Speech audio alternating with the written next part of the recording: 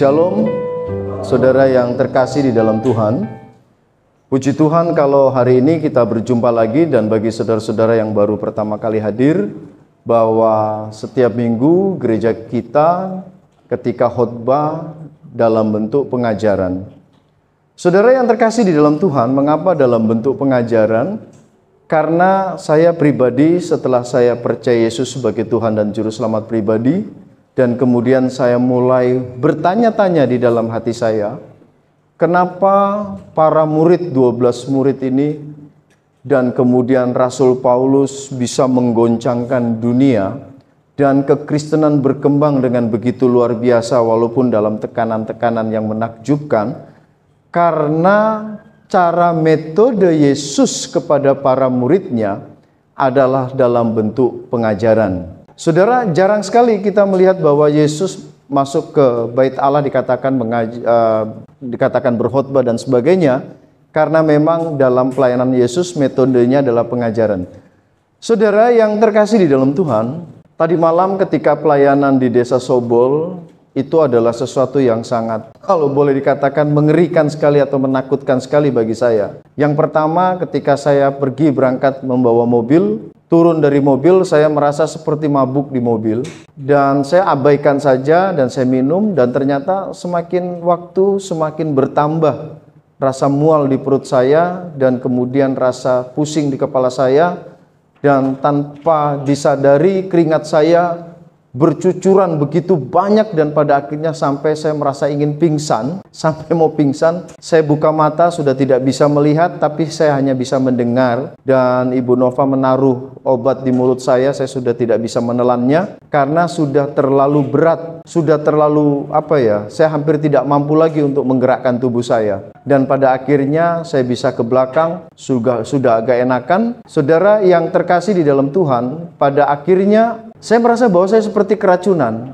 makanan, dan saya bilang sama Ibu Nova, kalau boleh tolong carikan saya air kelapa muda, dan saya minum. Tidak sampai saya minum 1 menit, semua isi perut saya keluar semuanya, dan mulai agak enakan. Cerita yang mengerikan ini tidak hanya cukup sampai di situ, dan kemudian setelah ibadah, makan, saya istirahat tidur, saya terbangun sekitar jam 10:30, dan kemudian setelah itu saya dengan Ibu Nova, dan kami tinggal bertiga, saya, Ibu Nova, dan Ken, anak kami yang kecil, dan kemudian kami melanjutkan perjalanan kembali ke Luwuk. Dalam perjalanan, mobil dalam keadaan biasa saja, normal, lampu menyala dengan terang. Tapi 60 km sebelum sampai di Luwuk, saya menyadari mobil saya lampunya mulai redup. Waktu lampu dalam keadaan normal, mobil saya jalankan dengan biasa. Tapi ketika lampu mulai redup, saya mulai agak ketakutan. Jalannya tetap jalan, tetapi sangat sulit, sangat rumit sekali menghadapi dengan kondisi yang seperti itu. Tambah lagi jalan tidak ada garis jalan. Dan kemudian sampai di Tangeban, sebelum Tangeban, mobil saya lampunya mati total. Gelap sekali. Dan itu sangat menyulitkan perjalanan kami. Dan saya pas masuk di hutan-hutan, wah itu saya udah nggak tahu mau pikir bagaimana, saya mau berteriak, saya mau takut, dan sebagainya, takut celaka, karena nggak bisa lihat apa-apa. Dan pada akhirnya Ibu Nova berinisiatif untuk menggunakan senter di HP. Dan cerita lebih indah lagi adalah pas sampai di Bantayan, mobil kami mogok mati. Saya hanya berpikir, ya sudah, kita tidur saja di Bantayan ini malam di mobil. Tapi ketika kami berhenti mogok mobil itu, kami mendengarkan ada suara anak-anak muda masih ngobrol-ngobrol, dan saya menghampiri mereka minta tolong untuk membantu untuk mendorong mobil kami, dan akhirnya jalan.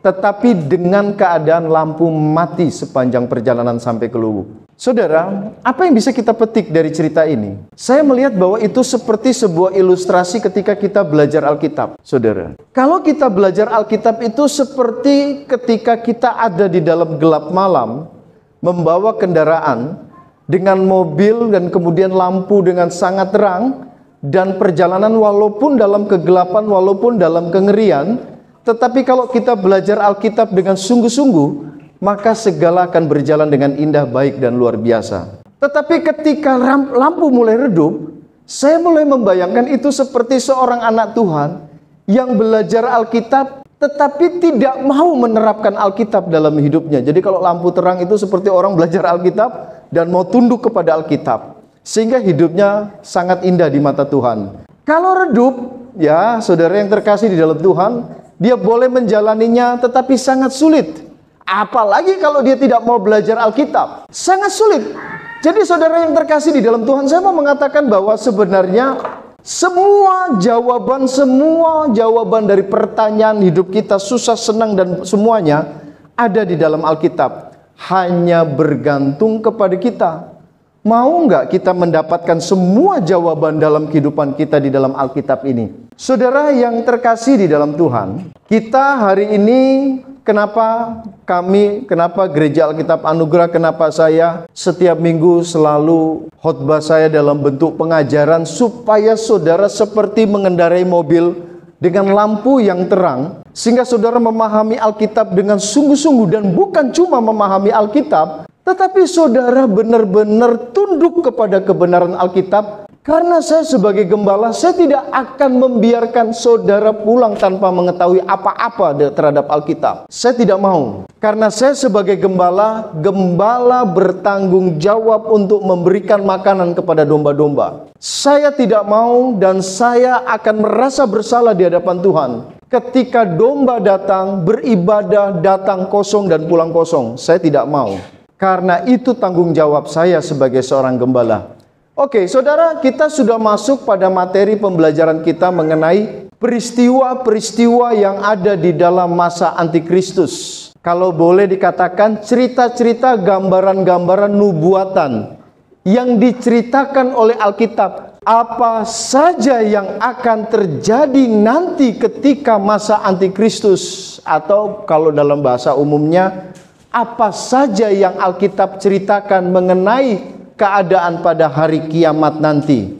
Saudara, minggu lalu kita sudah belajar tentang 7 materai, ya, 7 materai yang diceritakan oleh Alkitab, apa saja yang terjadi di sana. Ya, kita sudah melihat bahwa saya sudah jelaskan materai pertama, saya sudah jelaskan materai kedua, saya sudah jelaskan materai ketiga, saya sudah jelaskan materai keempat, kelima, keenam, dan ketujuh. Perhatikan saudara, mari kita melihat di dalam Wahyu pasalnya yang ke-8.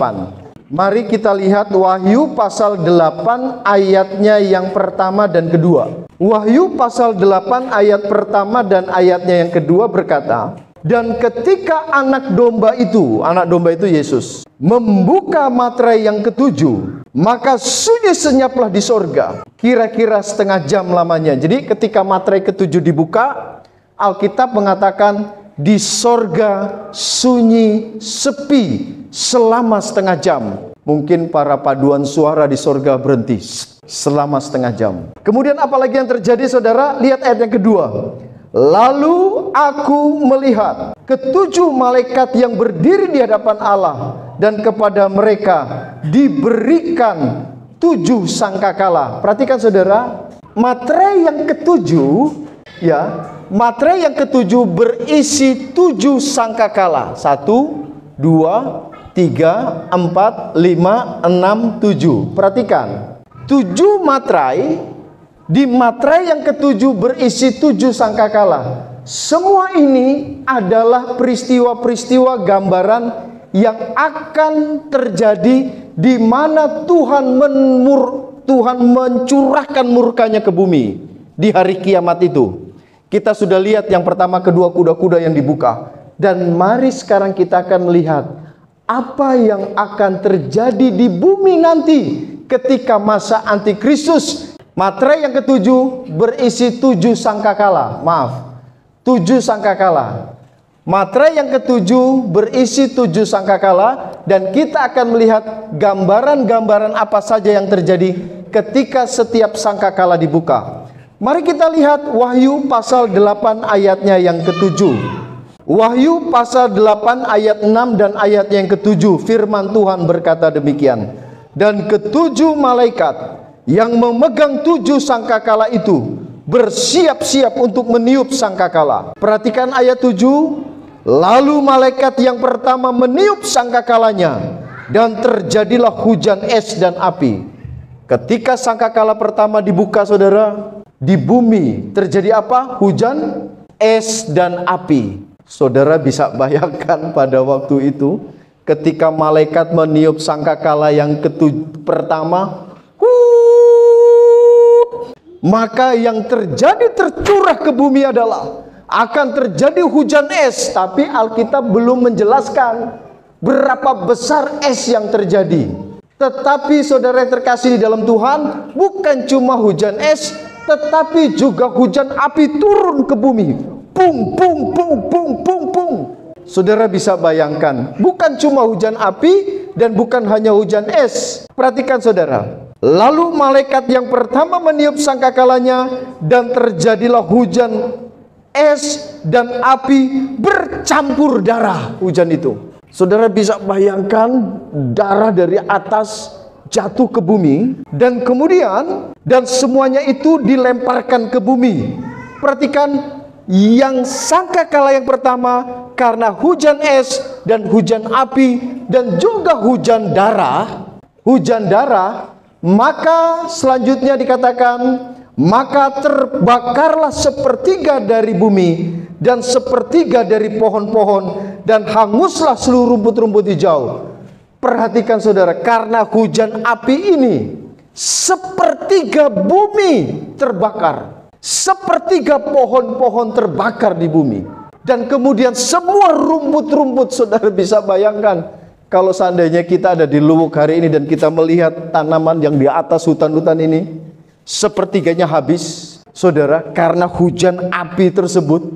Wow, ini sungguh mengerikan. Inilah dikatakan pada hari kiamat ini Tuhan mencurahkan murkanya ke bumi dengan 7 materai dan 7 sangkakala. Dan kita lihat sangkakala yang pertama dibuka, hujan es, hujan api, hujan darah, sepertiga bumi terbakar, sepertiga pohon-pohonan terbakar, seluruh rumput-rumput di bumi terbakar. Kita lihat sangkakala yang kedua. Kita lihat Wahyu pasal 8 ayat 8 dan 9. Lalu malaikat yang kedua meniup sangkakalanya. Ada sesuatu seperti gunung besar yang menyala-nyala oleh api, dilemparkan ke dalam laut, dan sepertiga dari laut itu menjadi darah, dan matilah sepertiga dari segala makhluk yang bernyawa di dalam laut, dan binatsalah sepertiga dari semua kapal. Perhatikan saudara, Alkitab mengatakan sangkakala yang kedua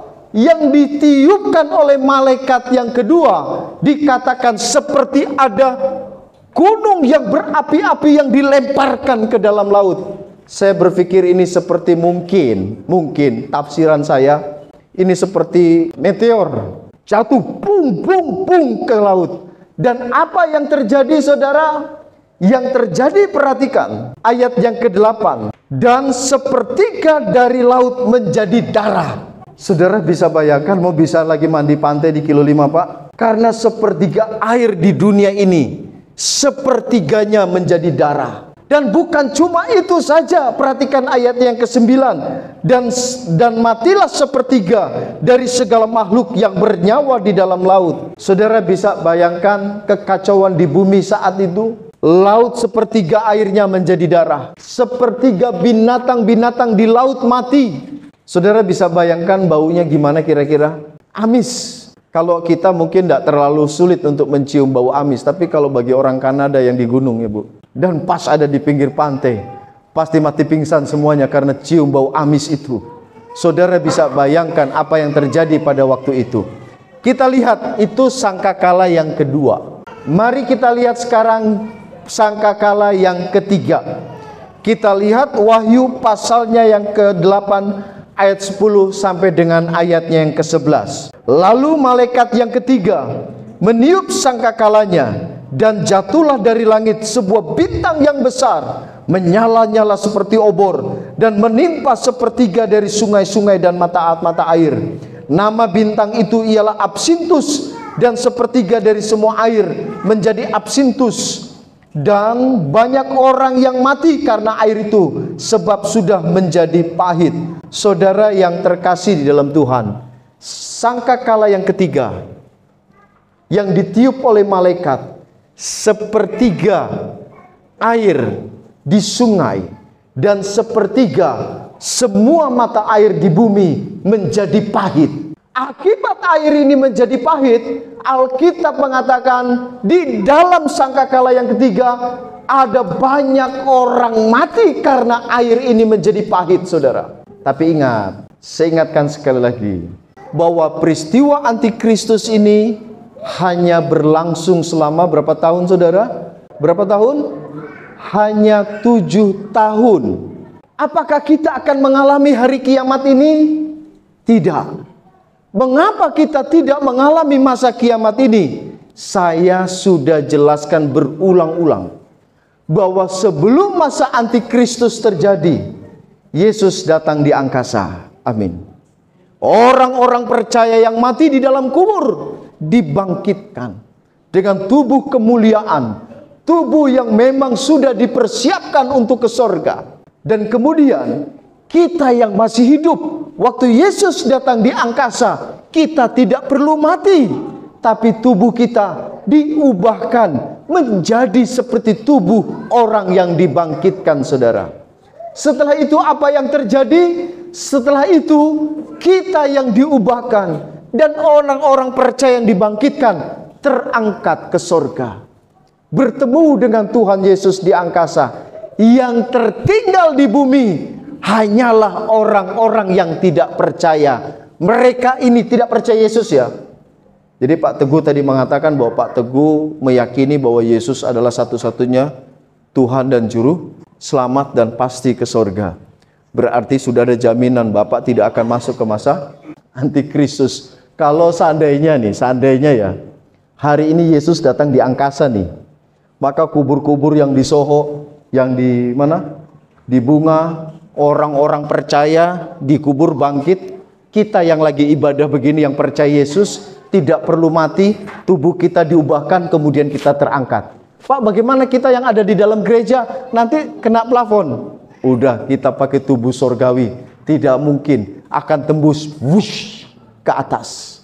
Baju-baju kita tertinggal. Saudara, pada waktu peristiwa pengangkatan ini, seluruh bumi gempar. Seluruh bumi gempar dan mereka mulai mencari Alkitab. Dan mereka mulai mempertanyakan, ternyata benar ajarannya Pak Sigit bahwa ada kebangkitan dan ada pengangkatan. Dan mereka mulai percaya.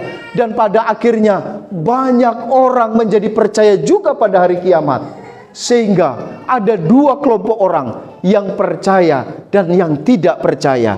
Yang percaya karena kemudian mereka percaya Yesus, saling memberitakan, saling menyampaikan kebenaran Injil. Dan kemudian di dalam masa antikristus, saya katakan tadi, ada orang percaya, ada orang tidak percaya. Penghukuman ini 7 materai, 7 sangkakala berlaku kepada orang-orang yang tidak percaya pada masa antikristus. Nah, bagaimana dengan orang percaya? Orang percaya dalam masa antikristus pun mengalami penganiayaan yang dilakukan oleh antikristus dan para antek-anteknya. Seluruh orang dipaksa untuk menyembah kepada patung antikris. Kalau tidak menyembah, maka akan dipenggal kepalanya. Saudara yang terkasih di dalam Tuhan, mana yang saudara mau pilih? Percaya sekarang atau menunggu nanti?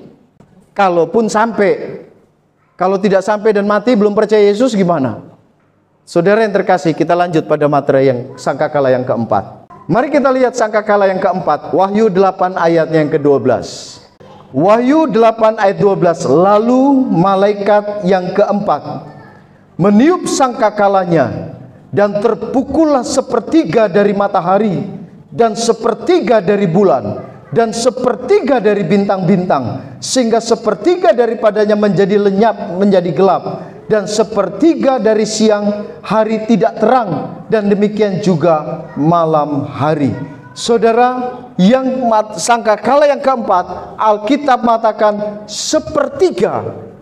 Ingat ya, ini bilangan-bilangan 1/3 ini diingat, karena ini akan kita jumlahkan nanti pas di cawan, pencurahan murka Allah pada waktu cawan nanti. 1/3 matahari menjadi gelap, 1/3 dari bulan menjadi gelap, 1/3 dari bintang-bintang menjadi gelap. Saudara bisa bayangkan, tentu kalau matahari 1/3 dari matahari redup, ini akan mempengaruhi ekosistem, saudara. Karena hampir seluruh di bumi ini membutuhkan sinar matahari. Sepertiga langsung kerusakan ekosistem itu terjadi. Dalam kehidupan manusia juga begitu, saudara yang terkasih dalam Tuhan. Mari kita lihat sangkakala yang kelima. Kita lihat sangkakala yang kelima, Wahyu pasal 9 ayat 1 sampai 12, agak panjang. Sangkakala yang kelima, Wahyu 9 ayat 11 sampai ayat yang ke-12. Wah, ini ngeri nih. Perhatikan baik-baik. Lalu malaikat yang kelima meniup sangkakalanya, dan aku melihat sebuah bintang yang jatuh dari langit ke atas bumi, dan kepadanya diberikan anak kunci lubang jurang maut. Maka dibukanyalah pintu lubang jurang maut itu. Lalu naiklah asap dari lubang itu bagaikan asap tanur yang besar, dan matahari dan angkasa menjadi gelap oleh asap lubang itu. Dan dari asap itu berkeluaranlah belalang-belalang ke atas bumi, dan kepada mereka diberikan kuasa sama seperti kuasa kalajengking di bumi. Dan kepada mereka dipesankan supaya mereka jangan merusakkan rumput-rumput di bumi, atau tumbuh-tumbuhan, ataupun pohon-pohon, melainkan hanya manusia yang tidak memakai materai Allah di dahinya. Perhatikan. Kemudian jurang maut dibuka. Asap mengepul dari jurang maut, sampai asap itu menghalangi cahaya matahari. Dari dalam jurang maut itu keluar belalang-belalang yang diberikan kuasa seperti kalajengking untuk menyiksa manusia pada zaman itu. Tetapi pesannya adalah yang disiksa hanyalah orang-orang yang tidak menggunakan materainya Tuhan. Jadi kita bisa melihat bahwa belalang-belalang yang punya kuasa seperti kalajengking, ya mungkin menyengat. Saudara bisa bayangkan ketemu dengan orang yang tidak percaya, langsung karena tersengat. Saudara yang terkasih di dalam Tuhan, hanya menyiksa orang-orang yang tidak percaya Tuhan. Lanjut pada ayat yang kelima. Dan mereka diperkenankan bukan untuk membunuh manusia, bukan untuk membunuh, melainkan hanya untuk menyiksa mereka 5 bulan lamanya. Dan siksaan itu seperti siksaan kalajengking apabila ia menyengat manusia. Jadi belalang-belalang ini tidak diperbolehkan membunuh, tetapi hanya menyiksa selama 5 bulan orang-orang yang tidak percaya Yesus pada waktu itu. Lanjut, perhatikan ayat 6.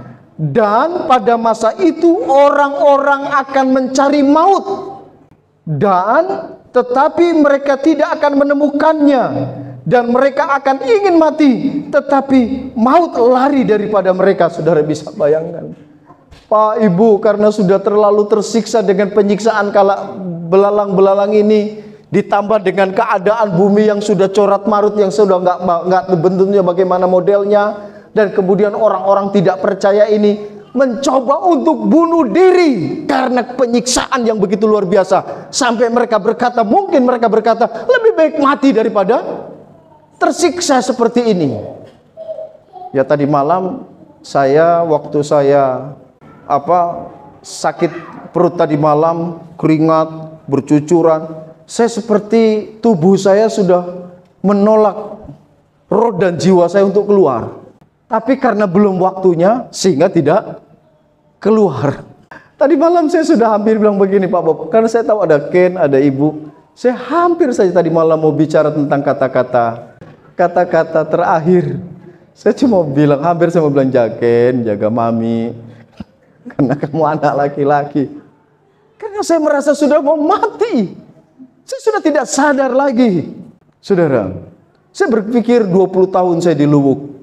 Kalaupun toh Pak tadi malam saya pada akhirnya lewat, saya bangga karena saya meninggal di pelayanan. Amin. Bagaimana perasaan Bapak kalau meninggal nanti? Ya mau perasaan bagaimana? Saya udah gak pikir lagi. Istri, anak, udah bahagia di sorga. Bener gak?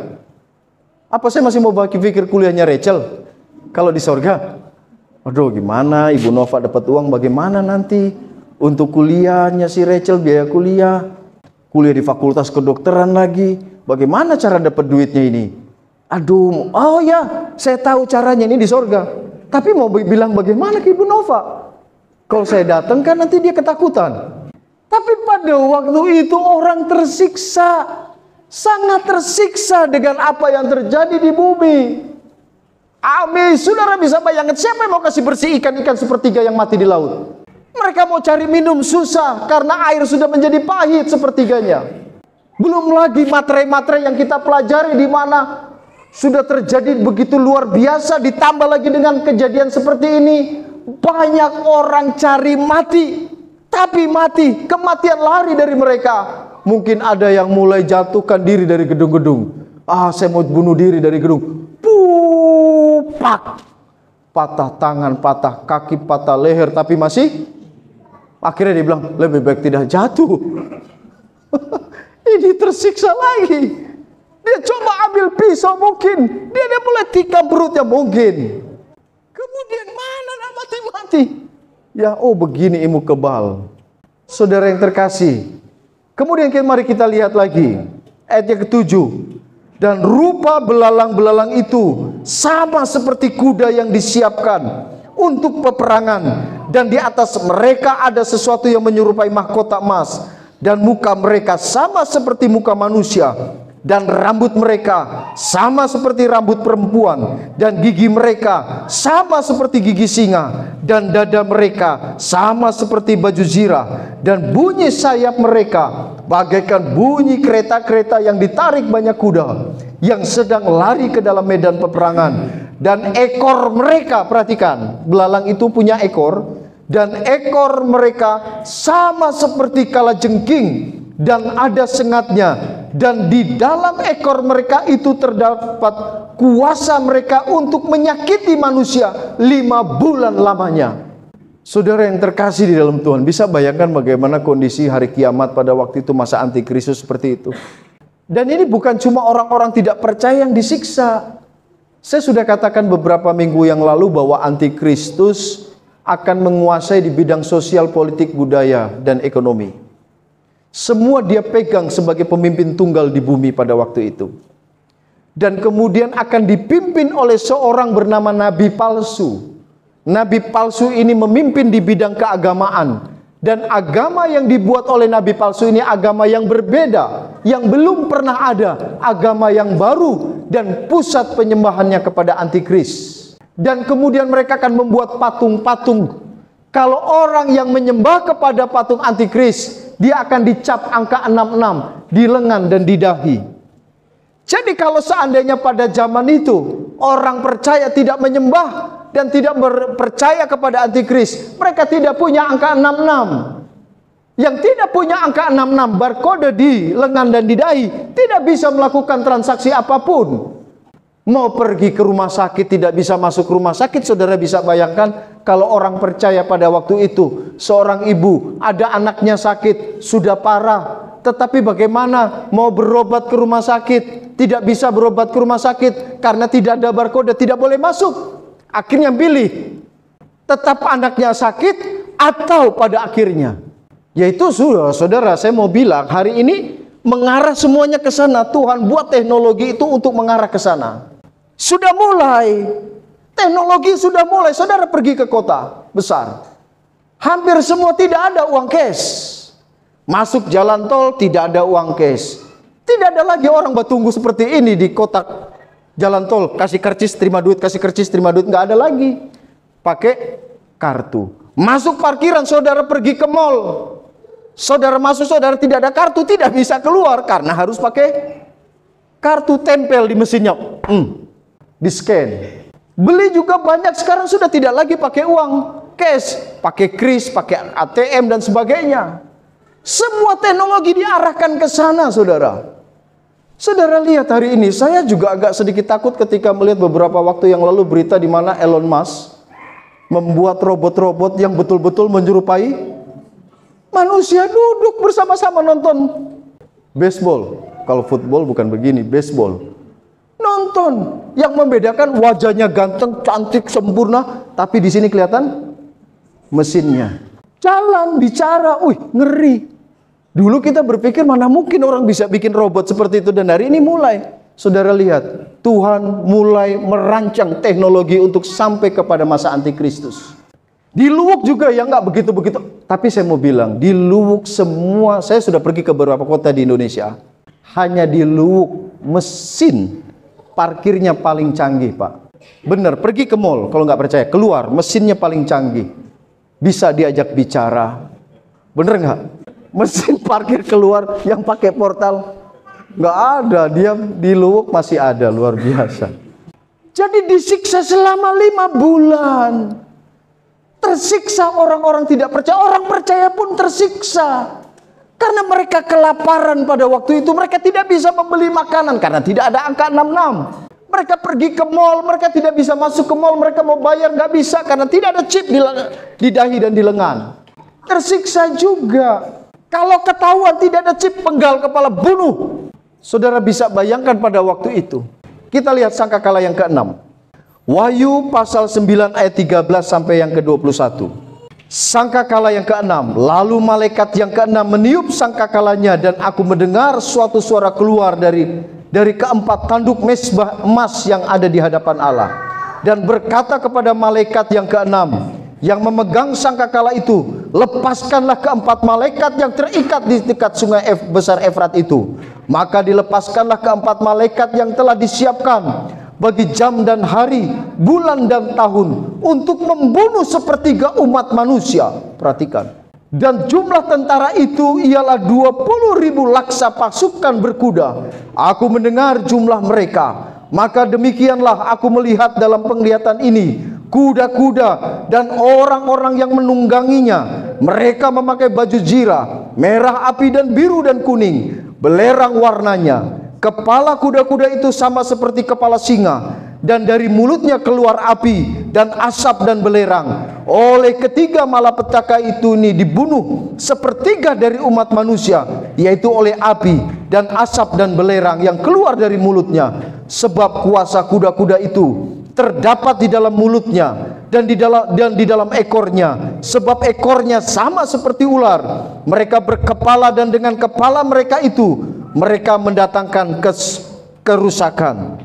Tetapi manusia lain yang tidak mati oleh malapetaka itu tidak juga bertobat dari perbuatan tangan mereka, dan mereka tidak berhenti menyembah roh-roh jahat dan berhala-berhala dari emas dan perak, dari tembaga, batu dan kayu yang tidak dapat melihat atau mendengar atau berjalan, dan mereka tidak bertobat daripada pembunuhan, sihir, percabulan dan pencurian. Perhatikan saudara yang terkasih di dalam Tuhan. Sangkakala yang ke-6, 4 malaikat yang terikat dekat sungai Efrat dilepaskan. Dan kemudian apa yang mereka lakukan? Ada 200 juta prajurit. Jadi sangkakala yang ke-6, 4 malaikat dan ada 200 juta prajurit. Membunuh sepertiga, perhatikan, membunuh sepertiga dari manusia. Saudara, perhatikan, pada materai yang keempat, sekali lagi ingat, pada materai yang keempat, sepertiga manusia sudah mati karena kelaparan dan perang. Karena materai yang ketiga terjadi kelaparan. Makanya dibilang jagalah anggur, minyak dan tepung. Jaga baik-baik, karena itu bahan yang diperlukan untuk makan dan minum. Oleh karena itu terjadilah sepertiga kematian di bumi pada materai yang keempat, karena lapar dan peperangan, ditambah sepertiga. Saudara lihat, kalau seandainya manusia ini seandainya 12, sepertiga mati, sisa berapa? Ya, sisa 9. Oke, sepertiga dari 9, sisa 6. Berarti apa yang terjadi di sangkakala yang ke-6? Setengah manusia di populasi di bumi mati. Saudara lihat, ini pada sangkakala ini adalah periode yang kedua, 3,5 tahun yang kedua. Setengah manusia, populasi manusia mati di bumi. Kalau yang baru-baru perang Israel dengan Palestina itu baru 15.000, itu belum 0,00 berapanya persen manusia. Tapi ini Aplon, 50% manusia mati di bumi di dalam materai dalam sangkakala yang ke-6. Kemudian tapi penyiksaan-penyiksaan yang terjadi atas mereka tidak membuat mereka bertobat. tetap mencela Tuhan. Makanya jangan heran kalau hari ini banyak orang-orang yang mencela-cela dengan nama Tuhan, mencela Alkitab, mencela kebenaran firman Tuhan. Bagaimana sikap kita terhadap orang-orang yang mencela firman Tuhan? Bagaimana sikap kita terhadap orang-orang yang mencela nama Yesus? Apa yang kita perbuat? Saudara, ya kita mau bikin bagaimana? Mereka memang gak ngerti kebenaran. Kita tidak perlu membuat front pembela Alkitab atau front pembela Yesus. Tuhan kita adalah Tuhan yang hidup, yang mampu membela dirinya sendiri. Jangan saudara berlagak kemudian menjadi seorang pahlawan, mencoba membela nama Tuhan. Saya sudah banyak pengalaman, hari ini saya sudah kebal karena kalau di media sosial, baik di YouTube saya maupun ada orang mengisi. Kemarin kaget juga saya, ada satu channel mengisi khotbah saya. Dan langsung dalam satu hari ditonton sampai ratusan ribu orang. Ya saya lihat dalam komentarnya, ini pendeta goblok, pendeta ini, pendeta itu. Ya orang-orang bukan orang Kristen tentunya. Ya coba ini bla. Ya sudah, bagi saya udah biasa aja yang kayak gitu. Ya kalau saudara berani main medsos, jangan baper. Kemudian sedikit-sedikit posting bapernya, betul nggak? Aku dihianati. Sampai hatiku remuk redam. Kemudian semua isi hati dicurahkan di media sosial. Bukannya itu mempermalukan diri sendiri, benar nggak? Udahlah, kalau saudara mau pakai media sosial, pakai itu untuk melayani Tuhan. Amin. Daripada kita mau baper-baperan, isilah pelayanan di sana, isilah kemuliaan Tuhan di sana. Beritakan kabar Injil. Orang mendengar puji Tuhan, tidak mendengar puji Tuhan. Karena kita tidak diberikan kuasa untuk membuat orang menjadi percaya Yesus. Tugas kita cuma menyampaikan siapa Yesus. Yang membuat orang menjadi percaya Yesus itu pekerjaan Roh Kudus. Amin. Jadi di media sosial, di YouTube saya cuma mengajar seperti ini. Tujuannya untuk menyampaikan siapa Yesus. Yang membuat mereka menjadi percaya adalah pekerjaan Roh Kudus, bukan saya. Kenapa bukan saya? Kenapa bukan saudara? Supaya kita tidak sombong dan menganggap bahwa pelayanan itu adalah hasil kerja kita. Amin. Oke, kita lihat sangkakala yang terakhir, Wahyu 11. Kita akan tutup pelajaran kita saat ini dengan melihat sangkakala yang ketujuh, Wahyu 11. Wahyu 11 ayat 15 sampai dengan ayatnya yang ke-19. Lalu malaikat yang ketujuh meniup sangkakalanya, dan terdengarlah suara-suara nyaring di dalam sorga. Katanya, pemerintahan atas dunia dipegang oleh Tuhan kita, dan Dia yang diurapinya, dan Ia akan memerintah sebagai raja sampai selama-lamanya. Dan ke-24 tua-tua yang duduk di hadapan Allah di atas tahta mereka tersungkur dan menyembah Allah. Oke saudara, saya belum menjelaskan siapa 24 orang tua-tua ini dan bagian-bagian simbolik ini, karena kita sedang tidak belajar eksegesis atau eksposisi kitab Wahyu. Nanti satu kali saya akan mengajar khusus tentang kitab Wahyu. Tetapi kita sedang belajar tentang peristiwa-peristiwa kejadian yang ada di dalam masa antikristus atau hari kiamat. Ayat 17, sambil berkata, kami mengucap syukur kepadamu ya Tuhan Allah yang Maha Kuasa, yang ada dan yang sudah ada, karena Engkau telah memangku kuasa yang besar dan telah mulai memerintah sebagai raja, dan semua bangsa telah marah, tetapi amarahmu telah datang dan saat bagi orang-orang mati untuk dihakimi, untuk memberi upah kepada hamba-hambamu, nabi-nabi dan orang-orang kudus, dan kepada mereka yang takut akan namamu, kepada orang-orang kecil dan kepada orang-orang besar, untuk membinasakan barang siapa yang membinasakan bumi. Maka terbukalah bait suci Allah yang di sorga, dan kelihatanlah tabut perjanjiannya di dalam bait suci, dan terjadilah kilat dan deru guru dan gempa bumi dan hujan es lebat. Saudara yang terkasih di dalam Tuhan, ini adalah peristiwa dalam sangkakala yang ketujuh, pemberitahuan di dalam sorga bahwa pemerintahan atas dunia dipegang oleh Allah.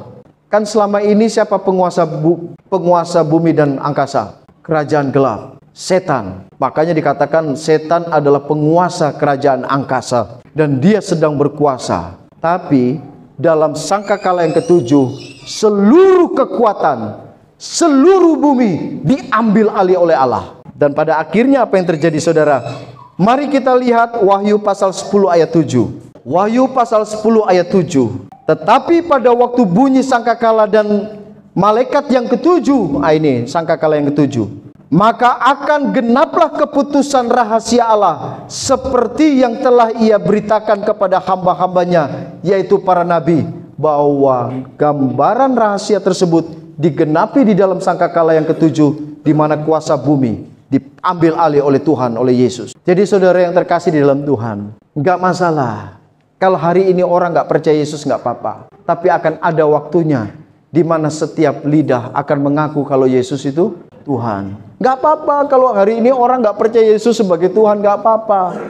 Tapi ada satu saat nanti di akhir zaman nanti, setiap lidah akan mengaku bahwa Yesus adalah Tuhan. Tapi ingat, kita mengetahui bahwa orang-orang yang akan masuk di dalam neraka pun yang tidak percaya Tuhan Yesus, mereka akan disiksa di dalam neraka. Dan pada akhirnya mereka sadar, mereka tahu bahwa Yesuslah Tuhan dan Juru Selamat. Tapi saudara, saya mau bilang, karena mereka ada di dalam siksaan neraka, mereka mengakui Yesus sebagai Tuhan, bukan karena mereka meringankan siksaan mereka, tapi mereka walaupun mereka tahu, mereka pada akhirnya tetap menghujat Yesus di neraka. Saudara bisa bayangkan siksanya mereka di dalam neraka. Sampai di neraka pun mereka masih penuh dengan amarah kepada Yesus. Jadi jangan heran kalau hari ini orang-orang yang tidak percaya Yesus marah-marah terhadap Yesus. Nggak apa-apa, mereka sedang latihan. Lagi latihan untuk nanti sampai di neraka. Karena mereka sudah terbiasa menghina-hina Yesus. Ya, saudara, puji Tuhan kalau hari ini kita sudah percaya Yesus sebagai Tuhan dan Juru Selamat pribadi, dan kita punya pengharapan di sorga nanti, dan kita tidak akan masuk di dalam masa antikristus. Amin.